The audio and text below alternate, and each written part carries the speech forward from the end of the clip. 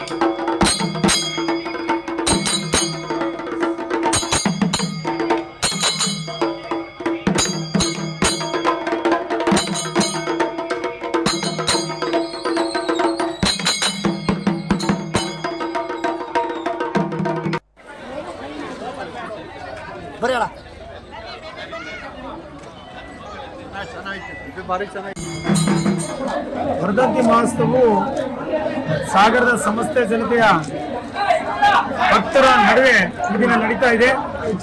ಅತಿ ವಿಜೃಂಭಣೆಯಿಂದ ತಾಯಿಯ ಆಶೀರ್ವಾದದೊಂದಿಗೆ ಎಲ್ಲರೂ ಸೇರಿ ಈ ಒಂದು ಕಾರ್ಯಕ್ರಮದಲ್ಲಿ ಪಾಲ್ಗೊಂಡು ಅತಿ ವಿಜೃಂಭಣೆಯಿಂದ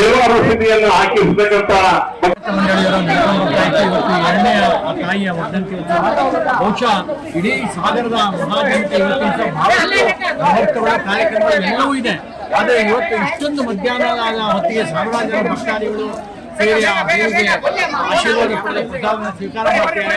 ಮತ್ತು ಎಲ್ಲರೂ ಕೂಡ ಸಮಾಧಾನವಾಗಿ ಸರಳಿ ಸಾಲ ನಿಂತು ಪ್ರಸಾದ ಸ್ವೀಕಾರ ಮಾಡ್ತಾರೆ. ಇದಕ್ಕೆ ಉದಾಹರಣೆ ಅಂತಂದ್ರೆ ಆ ತಾಯಿ ಮೇಲೆ ಇರ್ತಕ್ಕಂಥ